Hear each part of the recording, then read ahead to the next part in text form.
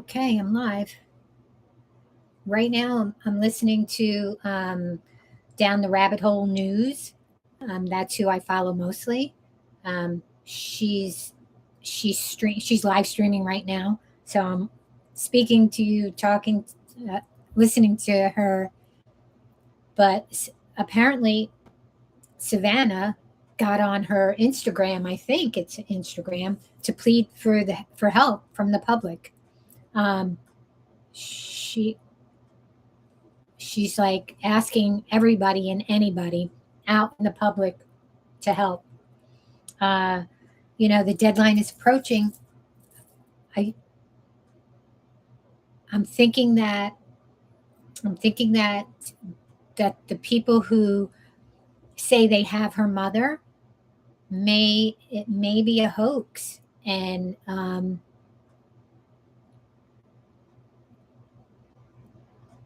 I, yeah, Rabbit saying that she does. Yeah, I don't think that it's an issue of them not being able to raise the money.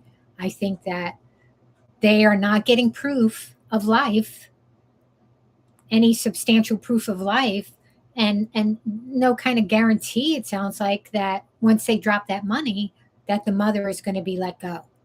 Like, when they drop the Bitcoin or whatever it is, cryptocurrency, it's poof. Like poof, they'll be gone. They can be doing this from another country. They can literally be doing this from another country. And so when they drop that, once that money is dropped, they could say anything. So here's what she's saying.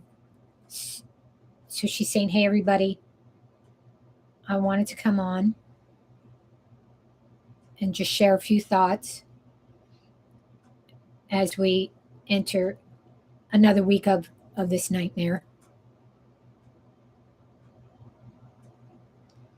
She's thanking everybody, the prayers, and the love that everybody's sending. Oh, it's going to make me cry. But she says that her mom is feeling it.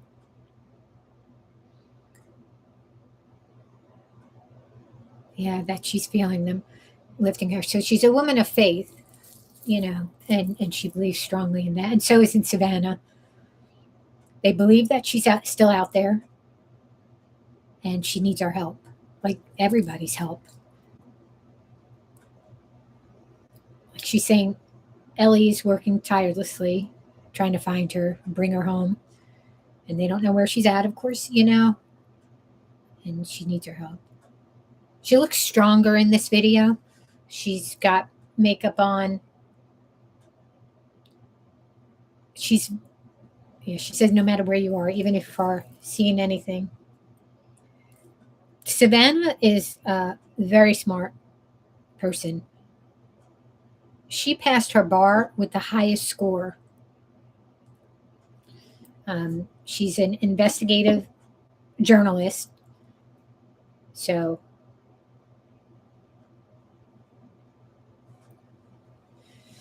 this is just a wild case, like Rabbit saying that, yeah, it is a very strange case. I mean,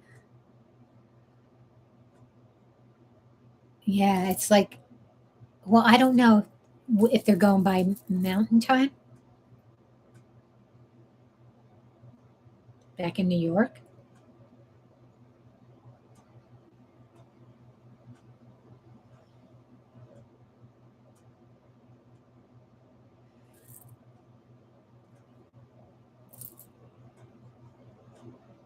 Are they doing it mountain time?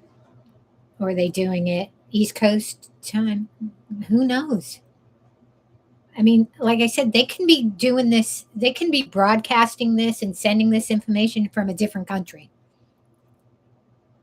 So it sounds like they're not doing any kind of live communication, of course,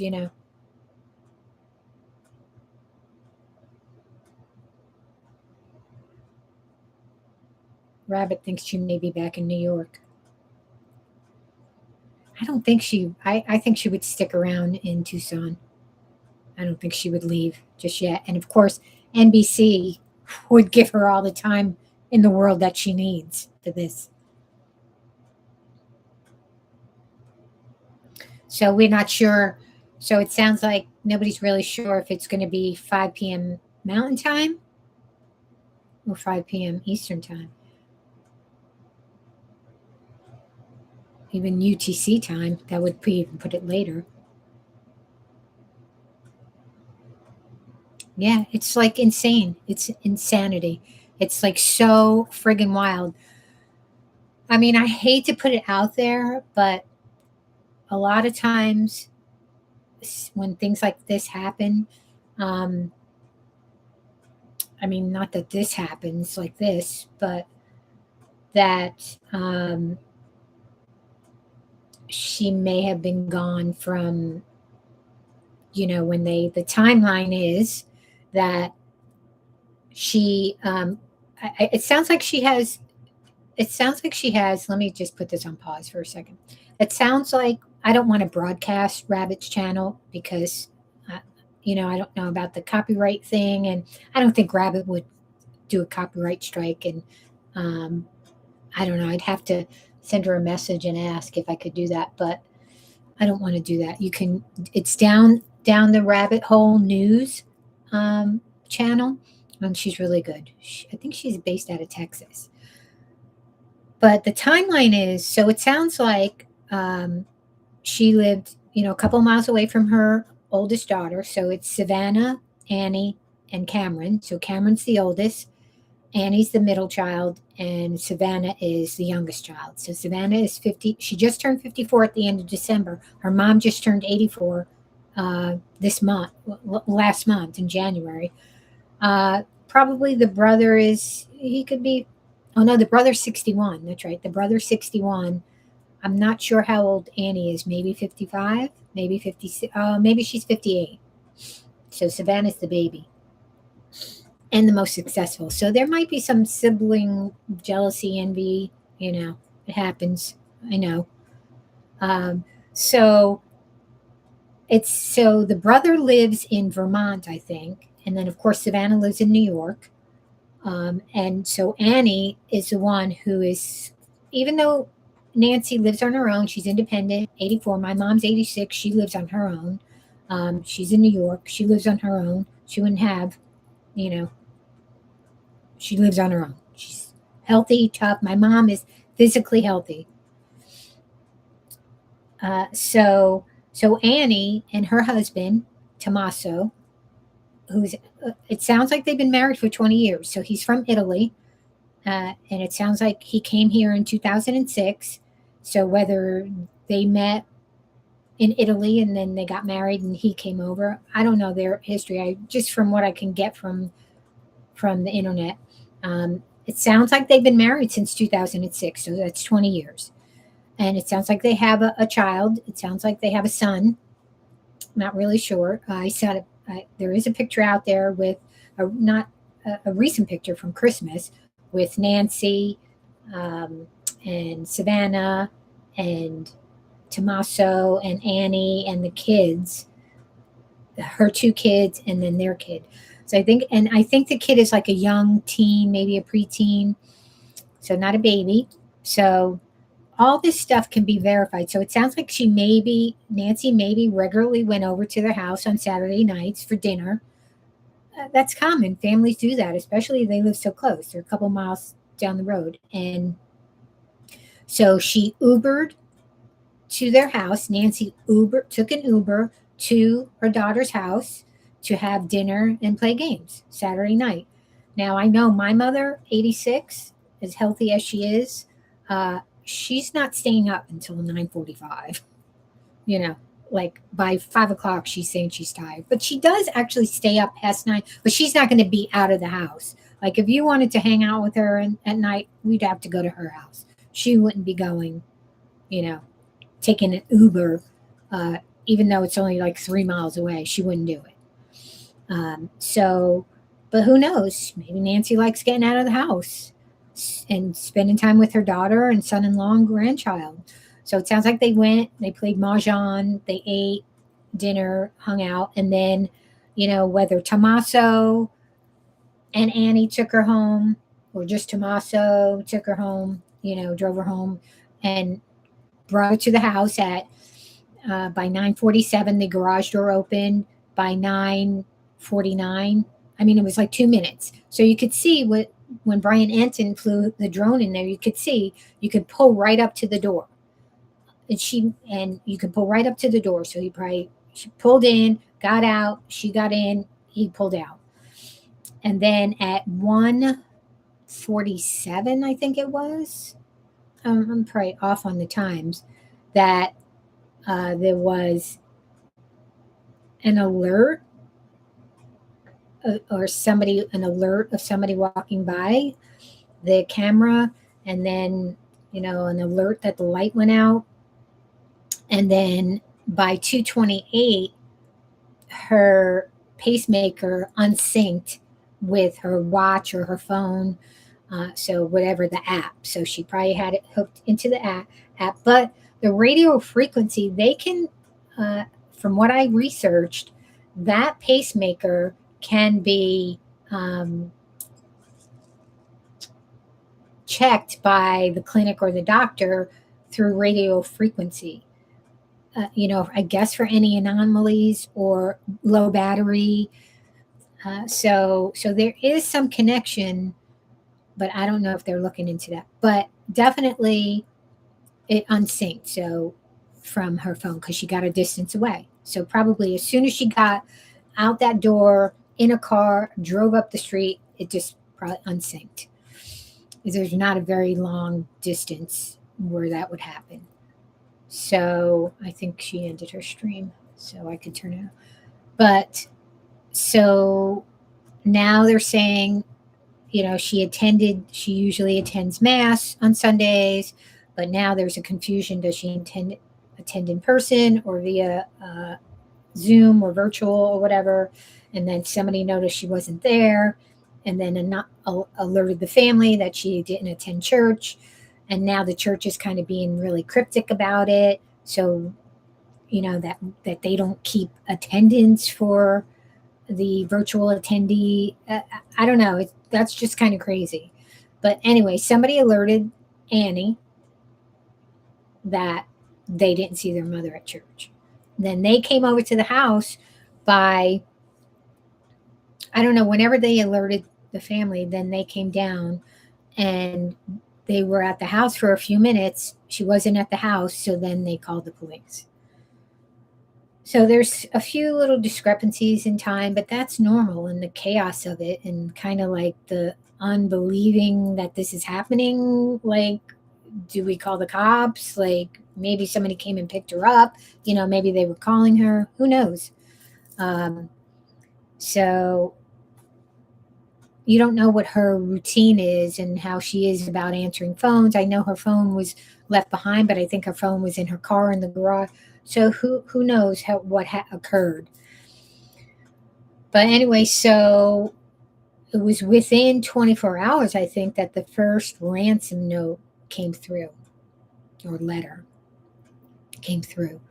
And then I don't know if the fake ransom note came through after that, and then TMZ published it and talked about it, and then just some irresponsible journalism occurred, like dangerously irresponsible, because you could be endangering her life. You could be messing with the investigation, and then the investigation. I could tell you this: the one thing that I'm finding out that is becoming really clear. I mean, it's been a while, but since the true crime genre has exploded, and there's so many true crime creators, and so there's people out there, it's like paparazzi now in a crime scene. But the thing that's exposing is a lot of incompetency in law enforcement. Like, they are leaving things behind that are insane. Like, I still can't get over that they left that trash behind in the Idaho case, that they left that trash behind. Like, that still bugs me to this day. So like for them to not check every single thing, and a week later they supposedly they found another camera because she's on a next door app and she was talking about getting a trail camera to watch the animal activity at night. So supposedly it looked like a camera that they were pulling off the roof because the two cameras were destroyed or removed, taken, that she did have, that she did not have a subscription to. I don't have a subscription to mine, but I do have an SD card and I could still upload it, so I could still access it. But there were so many things that they keep coming back and leaving that her residence unsecure for journalists and YouTube creators to just kind of roam aimlessly around the area. That's insane. That's just insane. And and they knew this woman was endangered. It wasn't like, oh, maybe she just ran away, or maybe she went someplace and she didn't want to tell. No, right from the gate, they knew this was something bad. And so for them not to lock down that house was crazy.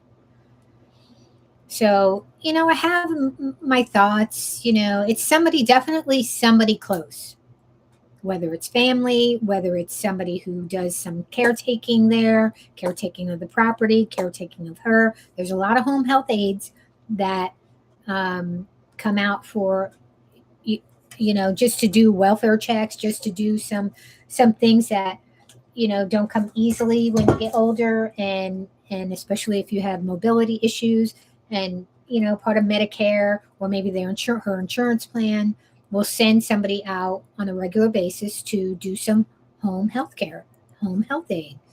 um, Somebody very close enough to know where the cameras were, close enough to know like some, what it sounds like, intimate details, not intimate, but details. So it's somebody close.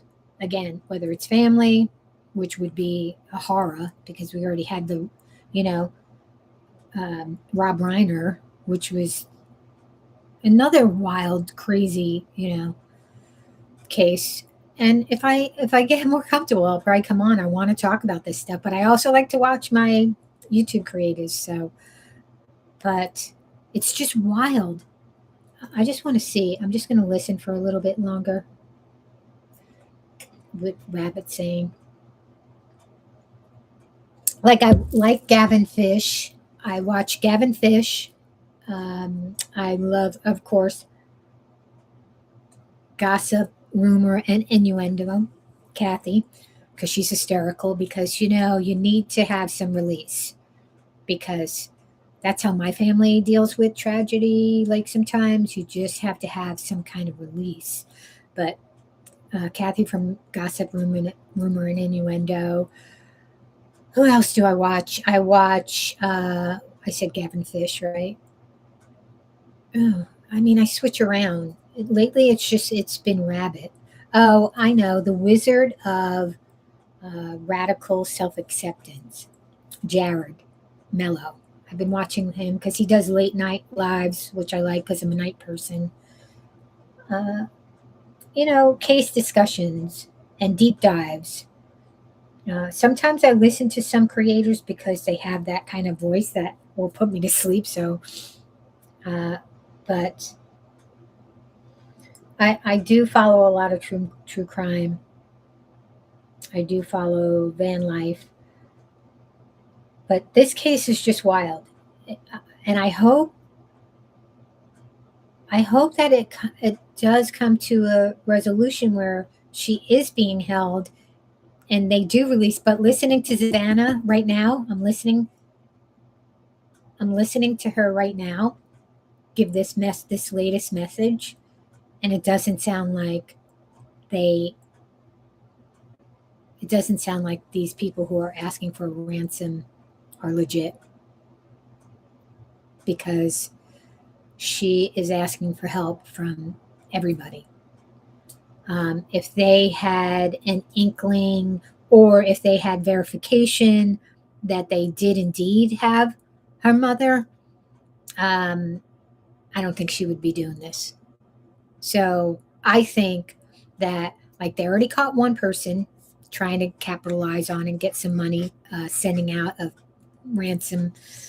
I think that this is that, and it might be, if that's this, if it is that, then sadly, I think something happened. Her mother is no longer with us.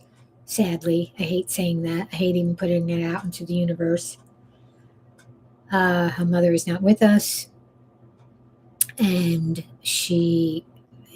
people are capitalizing on it. People are trying to get some money from Savannah because she's worth $40 million.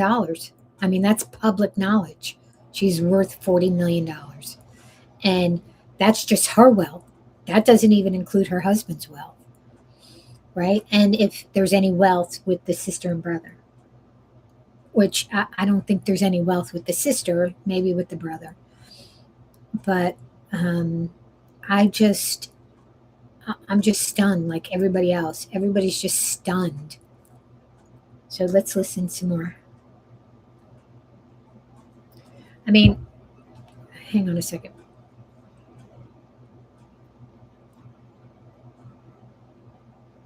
Hang on. I'm going to just put it. Hang on.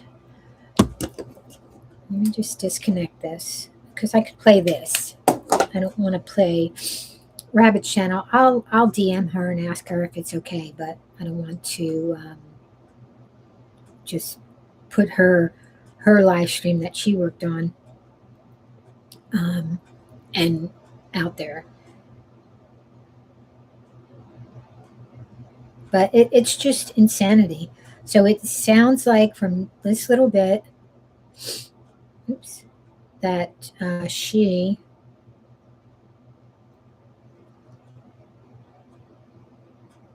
Let's see if it's disconnected because I had it on my earbud. We are at an hour of desperation. Yeah. And we need your.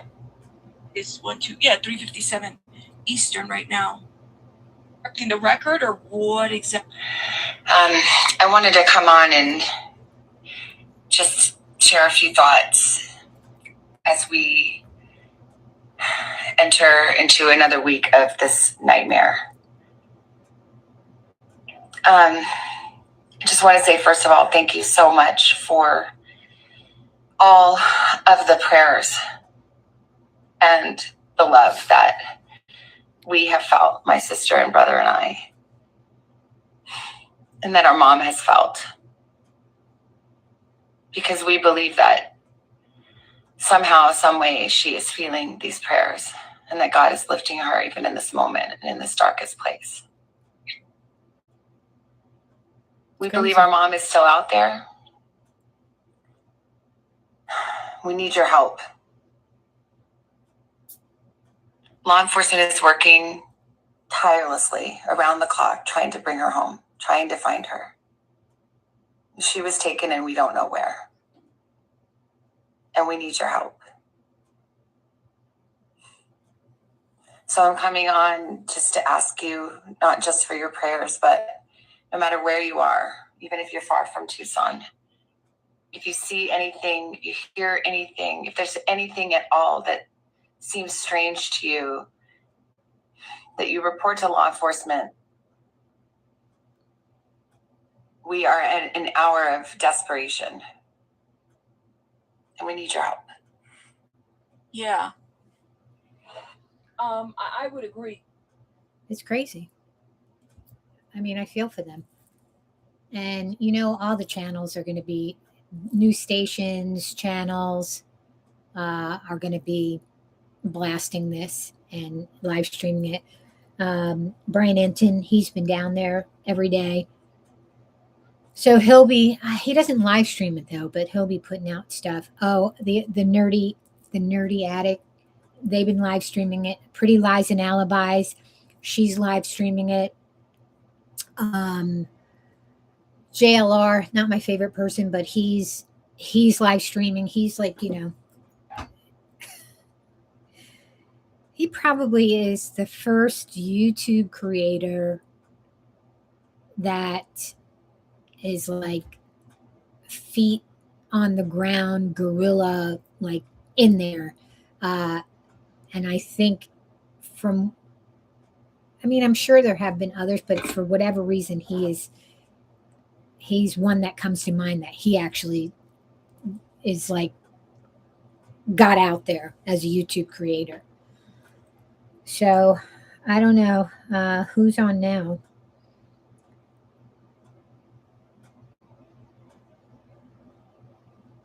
Yeah, True Crime with the Sarge. I watch him.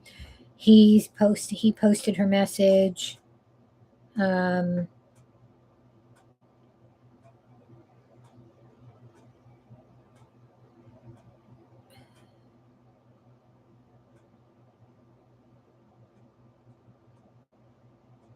I'm just trying to see. Joe, Jack Alone, Nerdy Addict, Crime Junkie. They usually wait. They don't usually do anything live. Um, Don Lemon, he put out, his condolences, well, not condolences, his prayers and thoughts. Yeah, so Nerdy Addict, Clutch Them Pearls, reporting live from my sofa, Paul.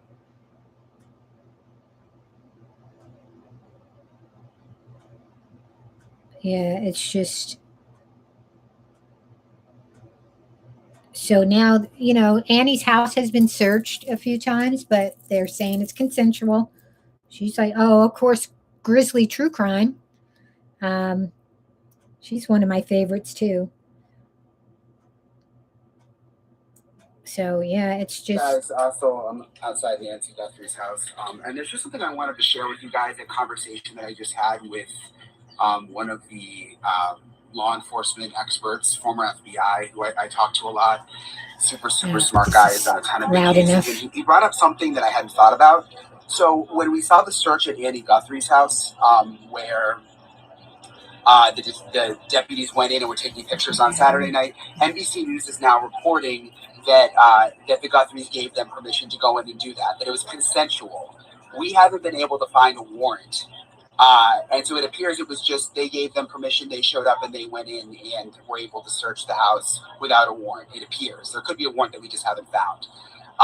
But what my source was telling me is traditionally in other cases, if you think something criminal is going on, even if you get consent to search, you would still get a warrant in a situation like that if you thought something criminal was happening, because once it goes to court, if it ever went to court, you might have a defense attorney who says, look, we consented to this, but we didn't consent to that, and we want to throw this out, because they could go after the search if there wasn't an official warrant. So the bottom line is they have to be careful. Was saying that if they were actually suspicious of Annie Guthrie or Annie Guthrie's husband, or they thought something happened in that house criminal, they would have gotten a warrant regardless. And we haven't been able to find a warrant, and NBC News is reporting that it was consensual, that the Guthries gave them permission. So again, there may be a warrant that we've been checking. We may just not have found the warrant yet. But I just thought that was some interesting perspective. Guys, so I'm outside the end. Yeah, Brian Enton, he's usually out, and like he's all over the place, like JLR. Yeah, it's just I'm trying to see anybody else that popped up on here, but yeah, it's just 20 minutes. If they're going by Eastern time, they could be doing Mountain time, so it would be 2 more hours. It would be 7 o'clock Eastern time.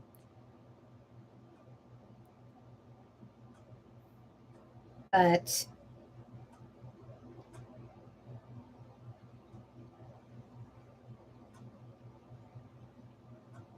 yeah, I'll have to get off here and watch Rabbit. But yeah, it's just crazy. And of course, all these crazy theories are coming out. I didn't have watching the very first when they first came on, Savannah, Cameron, and Annie. I just kind of didn't get a good feeling about Annie. But you know, how it's hard to tell from video, and everybody does literally grieve differently, react differently to trauma. Um, and you know, usually I could get like my first instincts are usually correct, but I have been way off, like especially in these true crime streets. I have been off. Like I've looked at somebody and went, "Ooh," you know, side eyed them and way off. So I put zero credence in the way, but I do get this kind of weird feeling that this whole case is weird, you know, and talking about irresponsible journalism, like what Ashley did, Ashley Banfield, that was awful. Like she talks about how she's friends with Savannah because they work together at Court TV and NBC or wherever. Doesn't sound like they're friends because you don't do that to friends. Like, you know, with friends like that, you know, who needs enemies? You don't. You get a from her impeccable source a lead like that. You and it can endanger Nancy's life or mess with the investigation, and you're going to publish it anyway because you got like knowing that it was going to blow up and you're going to be the first to say this and you get 2 million views and you just double quadruple down on it. Then you get on with Megan Kelly, who's another one who worked with Savannah, who's acting like she doesn't know Savannah or didn't work with her. And then Ashley, who's you know, notorious for dropping names and notoriously a clout chaser. You know, because we all know what we found in those files. So, and she's not talking about that. Just saying. But for both of them to get on, they sounded like mean girls. They sounded like the cheerleaders in the corner, making like going after one of the girls. Like, how can you do that? This is like real life trauma and real life tragedy, and you're gonna just it's just disgusting. The both of them are disgusting. And I was subscribed to Banfield when she did her Drop Dead Serious, when she did it independently, but she's not really independent because she got dumped from News Nation for a younger, blonder, you know, model. And she knew that was coming. And so there's that backdoor deal that she is actually a correspondent now. I think they call her or a contributor, but also behind that she's their digital vertical liaison or whatever. So she's getting paid. She's under some kind of contract with them. So if she can deliver the numbers, filtering it through to News Nation, she's getting paid. So it was important for her to drop that piece of information that she got so she could get paid and then boost her own channel. So she's tied in with that. So what's happening is legacy media and corporate media, they know where the views are and where the money's starting to roll, like away from cable, away from even you know, like these platforms, these legacy platforms. So they're going to put their claws and their tentacles everywhere. So to have that connection, even Brian Enton and Ashley, plop them in there. Vinnie Politan with Court TV. So there's a tie there. Like they're trying to come off like we're YouTube creators, we're true crime, we're just like you, with her little flannel shirt that probably cost $500. We're just like you, and we're just, you know, coming out to be independent. No. What they're doing is corporate wants their tentacles in this, so they're gentrifying YouTube. They're gentrifying the YouTube streets because they're making their move. So that means everything's gonna just like when they go into when neighborhoods get gentrified, it pushes all the people out. The affordability goes out the window, and that's what's going to happen in YouTube. So it's going to be members only can watch, and so you're going to have to pay to watch. So they're moving in. So expect money to start. It's just crazy. Anyway, I'm rambling. I knew I was going to start rambling. That's why I wanted to get on the live so I could just ramble. I don't know how long I can be live. I'm surprised that I can even be live. Um, with only the few subscribers that I have. Hello, subscribers. If you're even nobody's probably watching, I'm on here by myself. I don't care. I just want to ramble. And I just went off on a tangent, which I will do frequently. But yeah, I'm going to get off here because I want to go and see what's going on out there. And I don't want to play it across my live stream. I know the rules, but I don't know the rules because I know other creators will get on live and then pull up other people's lives or other people's channels. And, but I'm not, I have to educate myself on how to do all that and not get in trouble. But anyway, if you're watching, thank you for watching. If you're subscribed, thank you. And those of you who stuck around, I guess, waiting to see if I was ever going to come back. But like I said, I lost my Zeusy. I'm still mourning him. I'm an artist, so I did a lot of art therapy. If you see my banner on my channel, that's him. That's one of my photographs of him. And then I did some digital art and technology markups to that. But I miss him every day. I cry for him every day. I don't think I'll ever get over. I mean, I don't think that pain is ever going to go away. But see, I'll start going on to that and start crying. And Cassie, my other dog, she's still devastated too. We're just devastated. And then we had to move. I'm going to start crying. But anyway, I hope that there's some kind of resolution. My gut is telling me that these ransom notes and stuff are scams. It's people capitalizing. They're probably not even in the United States, capitalizing on this tragedy and somebody close. But why do anything? If some kind of home invasion and they didn't even take anything out of her home. Maybe they wanted to take her to an ATM. Who knows? Who knows? So I hope they find out. I hope there's a resolution. I hope it's a good resolution.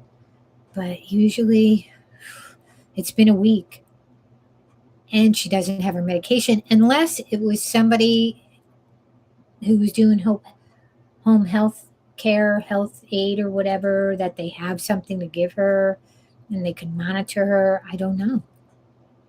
And it sounds like Savannah, that they don't know. It sounds like that we were thinking maybe they were speaking with them, maybe that they had, not where she was, but she was being taken care of. Maybe, she had more information that she was not sharing. Well, she shared. And it sounds like they don't have any information. And it sounds like they don't have proof of life or proof of anything. It's just that they want this money. That it was $4 million for a Thursday drop and then $6 million for today's drop. So here's the thing. I was thinking at one point that Thursday's drop would be for her life.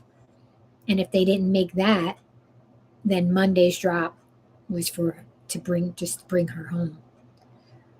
But it sounds like Thursday's was 4, Monday's, today's is 6. So that, I wouldn't be dropping that money because unless they have something substantial, and it doesn't sound like they do from that last thing. So it's 40 minutes. Nobody's on here but me, but I'll just keep doing these lives because I've been wanting to get on, and I'm like, wait till I get ready, wait till I feel this, wait till I do that, and it just doesn't happen. So I thought I'm just going to go live. But I just feel so bad. I feel so sad for the family. But anyway, I'm going to get off here because I'm going to go see what everybody else is doing. Pre-lies with alibis, finish watching rabbits, and then the other channels that I watch. But anyway, have a good night. I might pop back on if something happens. And also I'm going to learn what I could do with these live streams. I'm shocked that I could get even do a live stream. But anyway, have a good night if I don't come back on. But thanks for watching. Bye.